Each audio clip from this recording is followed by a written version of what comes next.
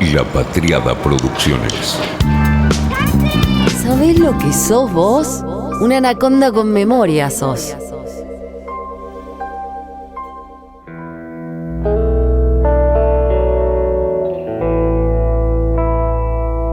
Hace varios años ya que vengo hablando de esto.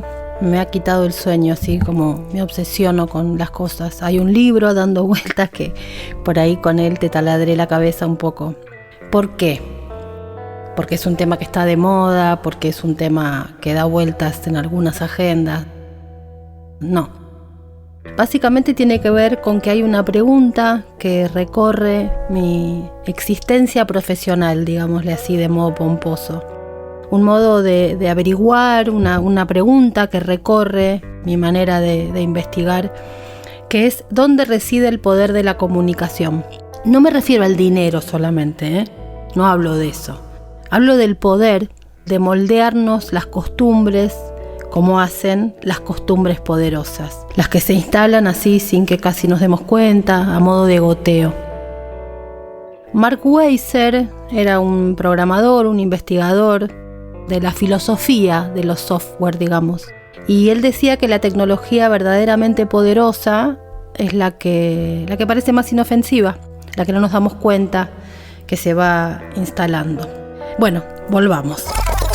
Me gusta pensar todos estos temas, la vida política y por ende la comunicacional, en términos de territorios. Porque es una palabra muy usada en la vida política y me parece que es un poco provocadora, creo que es útil, y si en algún ámbito como los que cruzan la política y la comunicación se escucha la palabra territorio, quizá alguien levante la cabeza. Divido esto de un modo bastante caprichoso, obviamente, en 4 territorios. El territorio institucional, que sería el palacio, el espacio de la negociación, la rosca, donde se deciden las cuestiones que tienen que ver con la vida formalmente cívica, digamos, de un país.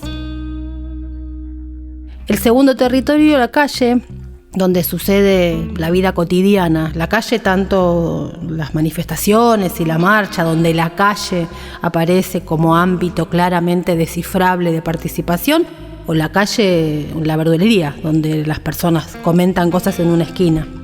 El tercer territorio sería el mediático, del que se ha hablado hasta el cansancio y me parece que no sé si da mucho más seguir mencionándolo, al menos de la manera en que lo veníamos mencionando hasta hoy.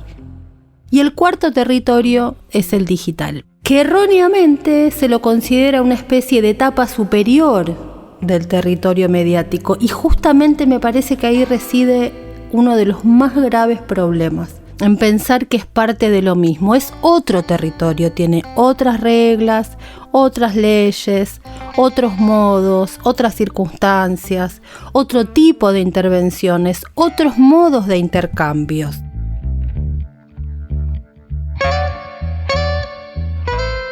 ¿Y a quién le va bien ahí? A los que lo entienden. ¿Y quiénes lo entienden? Los NIC. Los nacidos y criados ahí. Pero ojo, no me refiero a mi hija, a los que tienen la edad para haber nacido cuando este territorio estaba en pleno funcionamiento o empezando a funcionar. También me refiero a los agrupamientos políticos que nacieron al calor de ese nuevo territorio. Ellos saben de qué se trata y me parece que ahí hay que poner atención, por eso insisto tanto. Veamos. El jueves 23 de junio del 2016, los tirapostas de Twitter frenaron sus tweets por varios minutos. Un cisne negro llamado Brexit había ganado el Reino Unido. Y lo que no podía pasar, pasó. La irracionalidad, las posturas oscurantistas se impusieron sobre el futuro luminoso y sin pliegues que la posmodernidad progresista e inclusiva nos había prometido. 4 meses después, Colombia votó un oxímoron que la verdad haría las delicias de Groucho Marx. Se imponía el no a la paz. No a la paz. Eso se impuso. Se empezó a hablar de publicaciones maliciosas y de fake news y de la influencia de las redes en la propagación. La verdad que hubo cientos de explicaciones en general de esas que señalan con el dedito, el otro es el que me hace no sé qué cosa. Cientos de explicaciones, ninguna me pareció demasiado convincente. Mi abuela decía que las desgracias vienen de a 3. Y el 8 de noviembre de aquel 2016, la superpotencia mundial puso el botón rojo en manos de Donald Trump. Un outsider, sí, multimillonario, un hombre absolutamente conectado con el mundo del poder, pero un outsider que ganó con los demócratas y con gran parte del establishment republicano en contra. La influencia de las redes sociales, las plataformas digitales de comunicación instantáneas y el minado de enormes cantidades de datos conseguidos de manera legales y a veces ilegales también, no pudo ser dejada de lado, por supuesto. Con 3 elecciones, con resultados inesperados en fila, no solo se cuestionó a las encuestas, sino al sistema mismo de representación política. Hoy parece que todo aquello ha pasado a mejor vida. La derrota de Trump generó una idea de esto ya pasó, ya terminó. Yo humildemente prefiero seguir poniendo un ojo ahí porque hay otros cisnes negros, quizá menos rimbombantes, con menos lugar en la agenda, pero están ahí. En al menos 30 democracias occidentales en los últimos años ha habido fenómenos de este tipo. La influencia de Alexander Golan en Alemania, Kast y su movimiento de la Acción Republicana en Chile, Beppe Grillo, Matteo Salvini, Luigi Di Maio en Italia, la ultraderecha sueca reunida en otro oxímoron llamado Demócratas de Suecia, Vox en España, Viktor Orbán en Hungría, son algunos de los ejemplos claros de que los cisnes oscuros parecen ser cada vez más normales. Y lo más enloquecedor es que parece que nos agarra por sorpresa.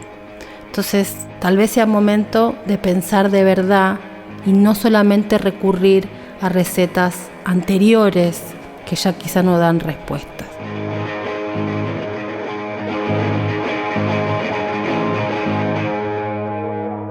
En cada caso, se da el mismo tipo de proceso. Primero la ironía. ¿Qué va a ganar algo así si es un cachivache? Después la indignación. Mirá las cosas que dice este facho, hagamos algo, qué sé yo. Un hashtag. Después la sorpresa. ¿Cómo que ganó? ¿En serio ganó? ¿No se puede anular la elección por haber mentido? Luego la angustia. Me voy del continente, el mundo es cada vez más oscuro. Luego la empatía. Palabra detestable, pero que se usa así. Voy a tuitear una foto de la Estatua de la Libertad llorando. Y luego la normalización, con aquello de el vestido es negro, azul y la cosa sigue. A veces cada vez más mezclado y uno va viendo todo el TL que pasa con esa mezcla, con esa combinación de indignaciones que van de una punta al otro del abanico de argumentos y de temas. En fin. Bueno, vino Bolsonaro. Un confeso admirador de la tortura que sin ambigüedades detesta a los homosexuales, a los afroamericanos, a las mujeres, a los pueblos originarios y a cualquier grupo social que se aleje de su burbuja. Y además te dice que no te pongas barbijo y que la vacuna no sirve y que hay que tomar dióxido de qué sé yo qué. Y está ahí, acá nomás, cerquita. O sea que ya no son casi cisnes negros, ni siquiera son cisnes blancos, son patos que aparecen por todos lados y que hasta pueden andar perdiendo, pero ¿y lo incubado? En cada caso, casi como un espasmo, se habla de la influencia de WhatsApp, las redes y la fake news, pero otra vez nos paramos en un lugar donde creemos que un grupazo ya, es engañado por agentes, qué sé yo, del imperio intergaláctico. Y si son engañados es porque no tienen suficiente inteligencia. Seguro que se creen todos los buzones, no como nosotros, que chequeamos todo y además sabemos cuál es la verdad. ¿No? No. Un amigo me decía, si el árbitro te cobra una falta inexistente una vez, es casualidad. Si te la cobra varias veces, puede ser que esté comprado. Pero si te la cobra siempre y tanto el público como los periodistas no lo mencionan, fíjate, en una de esas cambiaron las reglas y vos no te enteraste.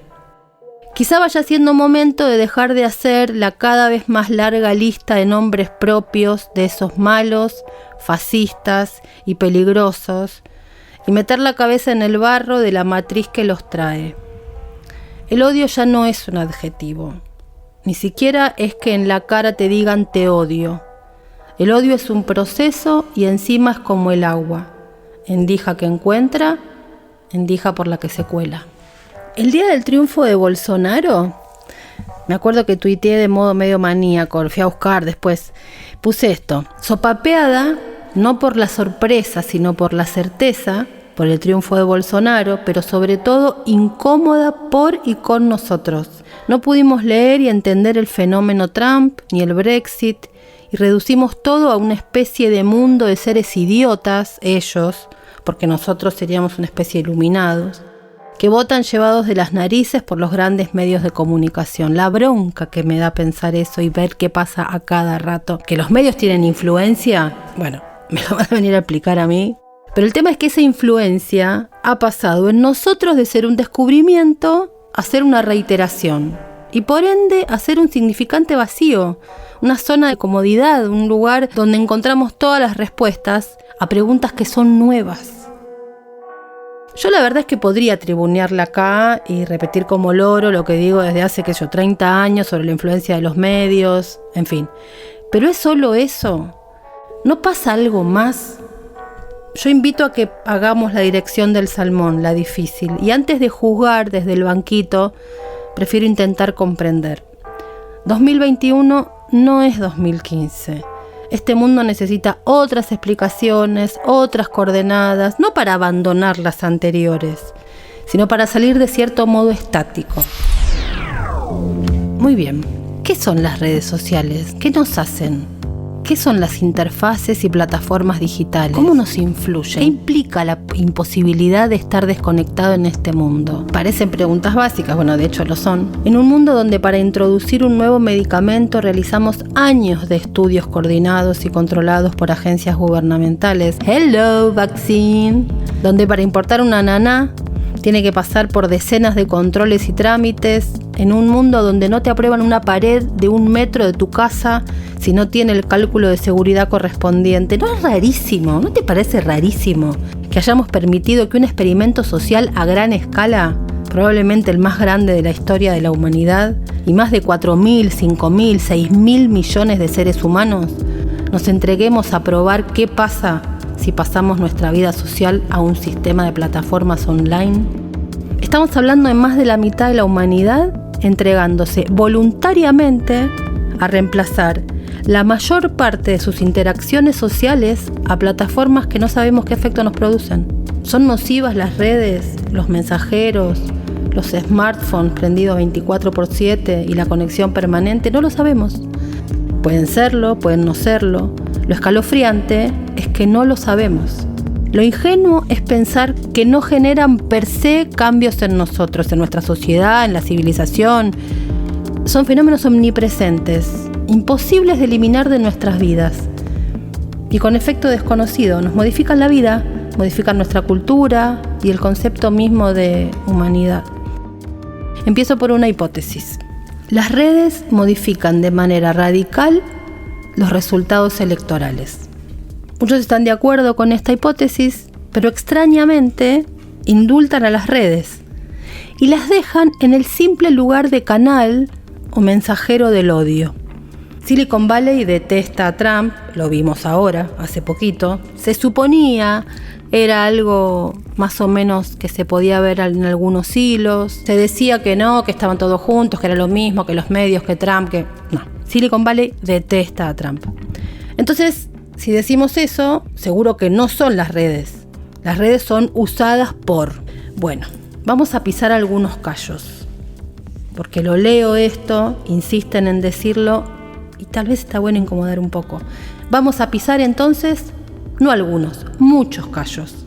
La noción vetusta e inocente de ver a las redes como canales que un Bolsonaro, un Trump, Dios en la tierra o el mismísimo Lucifer podrían utilizar para enviar a millones sus mensajes de odio o sus fake news para convencerlos es errónea. Las redes no son usadas, las redes usan. Las redes, Facebook, Instagram, Twitter, los buscadores, las plataformas, YouTube, WhatsApp y todos los etcétera que implican interacción tienen sus propias lógicas. Y por eso es urgente preguntarse cuántas de estas necesidades y lógicas se combinan con las nuestras y cuáles nos perjudican. Obviamente que yo voy a agradecer la existencia de WhatsApp, porque me permite comunicarme y resolver en segundos contactos que antes me llevaban no sé qué cantidad de tiempo. Sin embargo, el señor WhatsApp necesita otra cosa. No necesita que yo me contacte más rápido con alguien. Necesita que use lo más posible su plataforma, que mande más mensajes, más audio y pase más tiempo frente a la pantalla. Cada vez que me meto en una discusión eterna y sin sentido con alguien en WhatsApp, pienso lo mismo. Yo no necesito esto. La plataforma sí.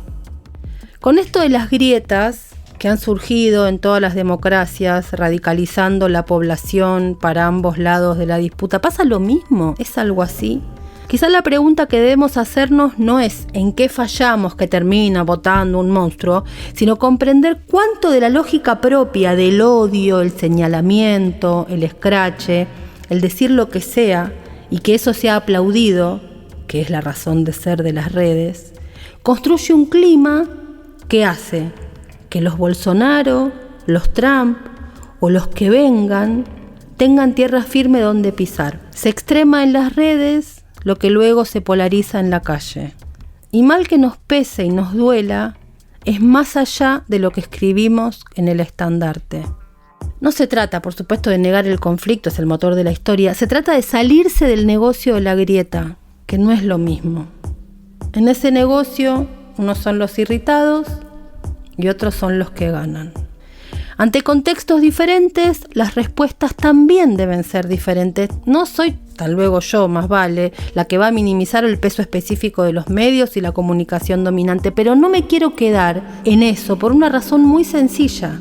Si lo hicieran, me desmienten al segundo los datos más simples. La Red O Globo, frente a la cual el grupo Clarín es un chichipío, no apoyaba a Bolsonaro. Bolsonaro no era su candidato, no lo querían, lo despreciaban. Trump era el enemigo número uno del establishment mediático, de toda la industria cultural estadounidense, exceptuando a algunos gritones de Fox al principio y después más o menos. El Brexit le ganó a la corona, al primer ministro británico, a los medios británicos, a las corporaciones mediáticas y de las otras de Europa y a toda la Unión Europea completa. Entonces, es cierto, por supuesto, que dinamitan terrenos y destrozaron candidatos. En América Latina no tenemos ni que pensarlo. Pero si los medios son todo, ¿por qué esos gigantes pudieron contra Lula, su mística, la heroica de la prisión, la leyenda, y no pudieron instalar a su candidato? ¿Por qué la fórmula Fernández en Argentina acá le ganó a Macri hasta de la posibilidad de acercarse al balotaje? Eso es como que no tenemos ganas de preguntarlo. Está ahí al alcance de la mano y no lo preguntamos. Una buena parte de los votos a Bolsonaro se explican como reacción frente al ascenso de pautas identitarias o reivindicaciones sectoriales de minorías brasileras. Al feminismo responden feminidad, al aborto maternidad, a la negritud democracia racial, a las diversidades sexuales familia. En los Bolsominion, como se denigra a sus votantes, retumban ecos de un viejo anhelo de las élites brasileras desveladas por un país unificado bajo un manto verde y amarillo basado en el orden y progreso. Lo leí así y es hermoso, es de un texto de Nicolás Cabrera, un periodista, investigador, escritor, que si pueden síganlo, me encanta. Él escribió justamente sobre Brasil todo esto. Y en la misma línea, una enorme intelectual, Nancy Fraser, dijo algo que por ahí me escucharon repetir hasta el cansancio, pero me encanta porque es agudo y brillante. Dice: la victoria de Trump no es solamente una revuelta contra las finanzas globales. Lo que sus votantes rechazaron no fue el neoliberalismo sin más, sino el neoliberalismo progresista. Esto puede sonar como un oxímoron, pero se trata de un alineamiento, aunque perverso, muy real. Es la clave para entender los resultados electorales en los Estados Unidos, aquellos, ¿no?, los del 2016, y acaso también para comprender la evolución de los acontecimientos en otras partes. En la forma que ha cobrado los Estados Unidos, el neoliberalismo progresista es una alianza de las corrientes dominantes de los nuevos movimientos sociales: feminismo, antirracismo, multiculturalismo, derechos LGBTQ, por un lado, y por el otro, el más alto nivel de sectores de negocios simbólicos y de servicios: Wall Street, Silicon Valley y Hollywood. En esta alianza, sigue diciendo Nancy Fraser, las fuerzas progresistas se han unido efectivamente con las fuerzas del capitalismo cognitivo, especialmente la financiarización. Aún sin quererlo, lo cierto es que las primeras le han aportado su carisma a las últimas. Ideales como la diversidad y el empoderamiento, que en un principio podrían servir a diferentes propósitos, ahora dan lustre a políticas que han resultado devastadoras para la industria manufacturera y para lo que antes era la clase media. Y el campo de batalla de todo esto fue Internet, agrego yo.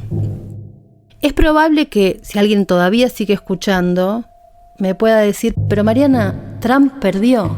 Sí, Trump perdió, pero tomaron el Capitolio. Y la verdad es que a mí no se me puede ir de la cabeza tan rápidamente semejante fenómeno, porque sacados del Capitolio, ¿el fenómeno terminó? ¿Muerto el perro terminó la rabia? Nunca pensar las cuestiones sociales por ese lado me parece que no llegó a buen puerto.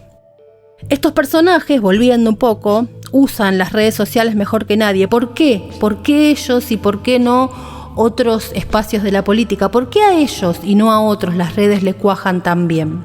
Y si no es solo que los Trump, los Bolsonaro y demás saben usar las redes y llegar a gente que está loca, resentida o que no entiende, o lo más preocupante, y la proliferación de estas interfaces que modifican radicalmente la interacción social, la forma de adquirir información y la autopercepción de cada uno de nosotros nos está haciendo, como efecto colateral, más irracionales.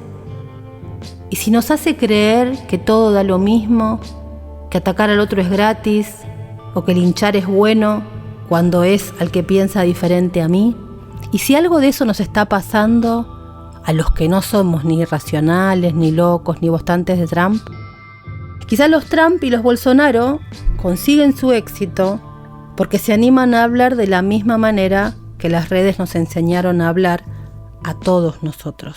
Obviamente me van a decir, Hitler no tuvo redes sociales, Mariana, Stalin, Mussolini, Gengis Khan y Attila tampoco, pero no es así. Me voy a animar a decir esto, sí que las tuvieron. No fueron digitales, claro. Está claro que el odio y la intolerancia no son un fenómeno del siglo XXI, pero las sociedades fueron delimitando y conteniendo el peligro que la polarización y la radicalización generaban. Quedaba mal, vamos a decirlo rápidamente, hay ciertas cosas que quedaba mal decir. No se decían. Las plataformas digitales lo que parecen estar haciendo es borrando en menos de una década las defensas y los anticuerpos que habían generado las democracias ante los peligros totalitarios. Esas defensas que socialmente tenemos ante ciertos movimientos, ante ciertos peligros, no parecen estar funcionando.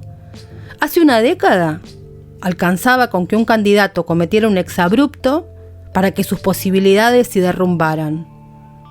Hoy ya no, es más, agrego, hoy no es que el candidato o el personaje se cae y se derrumba porque comete un exabrupto. Hoy el exabrupto lleva al candidato o al personaje a la cima de cierta popularidad. Entonces, ¿vale la pena seguir insistiendo con que el votante que vota enfurecido lo que le falta es saber esa verdad que nosotros sí conocemos?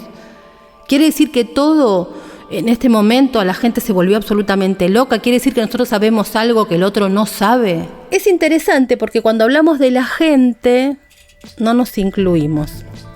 El bruto, el troll, el que no entiende, siempre es el otro. Sin embargo, que no votemos a Bolsonaro no implica que no hayamos consolidado nuestras creencias de la misma manera que vemos del otro lado. Nos consideramos los racionales e iluminados contra los bestias y oscuros, mientras repetimos estereotipos. Me canso de leer todos los días en las redes sociales linchamientos, scratch. Ese modo no te agota. ¿Qué es lo que la red hace con nosotros? Porque nosotros afuera de la red no somos así.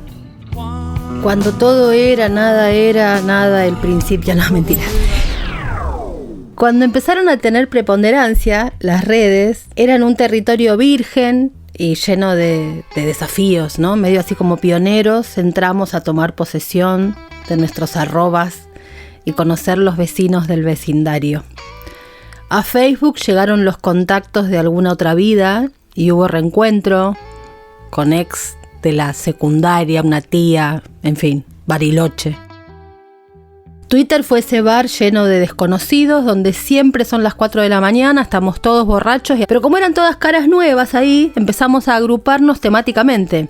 Nadie estaba muy pendiente de quién seguía a quién, ni de qué forma se leía a tal otro, ni quién fabeaba al otro. A la plataforma ese crecimiento no le servía, porque era lento y bastante armónico.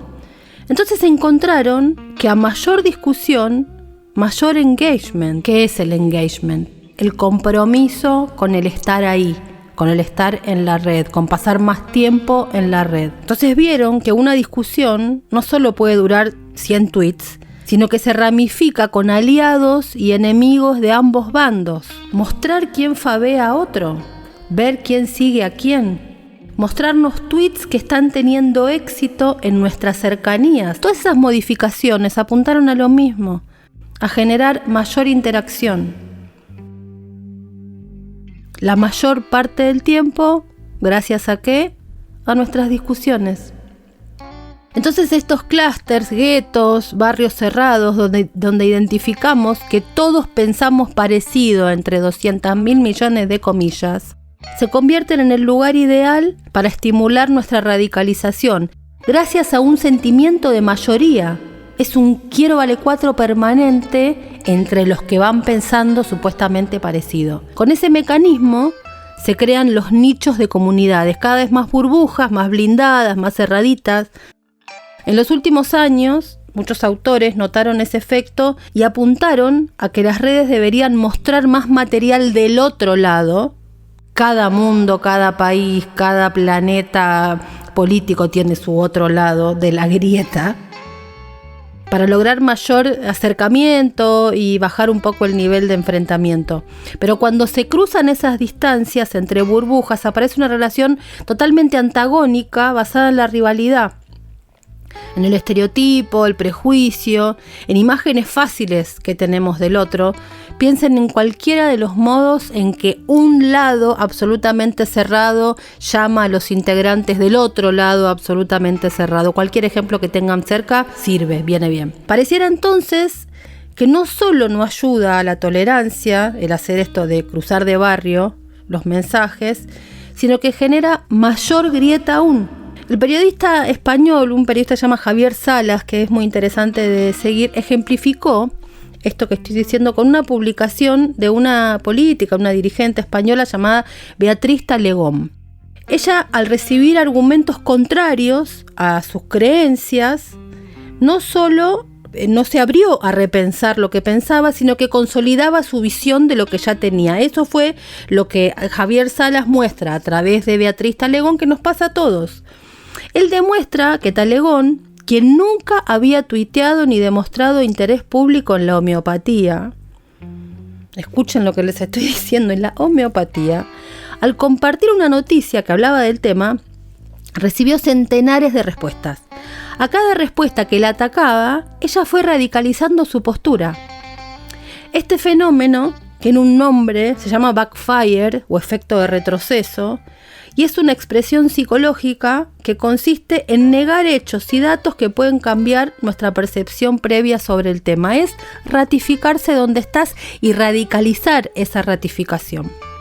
En los últimos 10 años nos hemos pasado la vida en las redes indignándonos todos porque un fulano decía que no debíamos permitir el avance de tal o cual, entre comillas, minoría. Usamos hashtag intra-Twitter, hashtag que saltaban de Twitter a las pantallas de TV y hashtag que saltaban de la TV a notas en diarios y en portales con reflexiones y análisis y bla, bla, bla. Llenamos de indignaciones el mundo textual, ese donde no hay cuerpo, y provocamos que reciba el mismo castigo textual. Quien dice, las mujeres que no se depilan me parecen feas, que quien violó y asesinó a 30 mujeres. Exagero, parece, con lo que estoy diciendo, pero no. Es que el mundo textual, insisto, no tiene cuerpo. ¿Y esto por qué es así? Porque los recursos de la red son mínimos. Podemos poner una carita de no me gusta, insultar, bloquear, escrachar, pero no hay mucho más que hacer. En un mundo lleno de palabras no corpóreas, todas valen igual. Llega un punto en que es así, aunque valgan diferente, terminan valiendo igual. Incluso son las mismas. Juzgamos del mismo modo acontecimientos corporales, reales, y todos con consecuencias diferentes, porque estamos en un mundo sin cuerpo. Entonces usamos las defensas para indignarnos con fakes, con tuiteros, agorafóbicos que no salen de su casa, con periodistas ignotos que buscan la redención a través de un caso. Y llega un día el que sabe usar todo eso, se llame Bolsonaro o como le quieran nombrar, porque Bolsonaro dice lo mismo que un troll, solo que eso que dice lo hace. Hablar de troll entonces es el comienzo, es la excusa. Pero introducirnos en el funcionamiento troll es meternos hoy en todos nosotros y con cómo ese comportamiento nos modifica la vida a través de un puñado de mensajes tirados en un mar de bits, un océano que, como decía Mark Fisher, funciona como un gigantesco vampiro, un hacedor de zombies que se alimenta de carne fresca, la nuestra. Y los zombies que genera somos nosotros. El troll no es el otro. El troll somos vos y yo, tengamos o no redes sociales. Ellas ya han cambiado el ecosistema comunicacional del planeta. Mirá si les va a preocupar que nosotros nos creamos que por una arroba no lo vamos a rozar. Fue una realización de La Patriada Producciones.